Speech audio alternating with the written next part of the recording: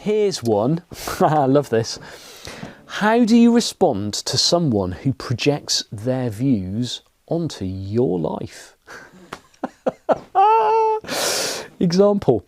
I might be thinking that I've had an amazing year full of changes, but as an exciting, maybe slightly scary adventure. This person will say things like, "Oh, poor you. That was such an awful year for you," and in a voice or tone that drips with sympathy. My thoughts then are, what? Hang on, I'm having a wonderful life. I'm more than okay. I feel like I have to explain that we live in separate realities.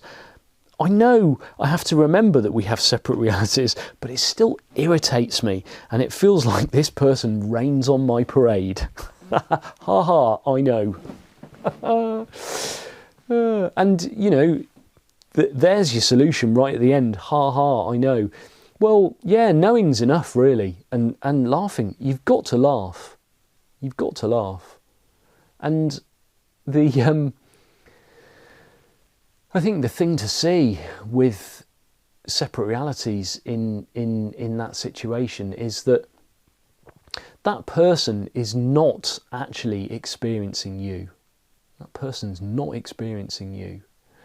They're experiencing themselves. They're experiencing, just like every single one of us, the only thing we can ever experience is our own thought system.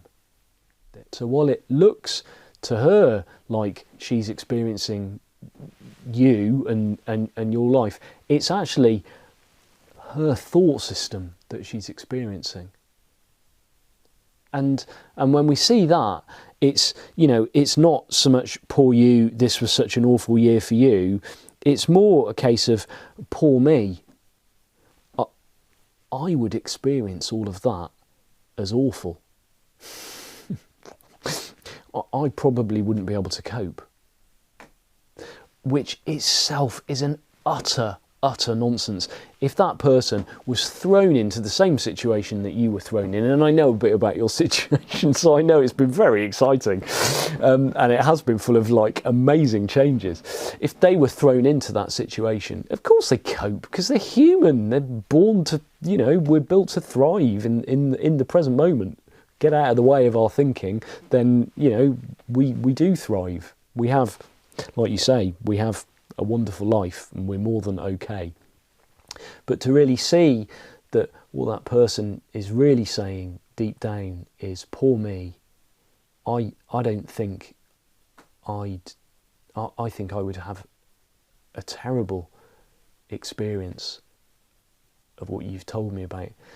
I don't know, it just puts a bit of a different spin on it, doesn't it? I just want to hug somebody. When it's like, oh, I just want to go, no, you'd be fine. Don't worry about it, honestly, you'd be fine. That's just the chitter-chatter mind. Like creating stories, doing its two favourite things.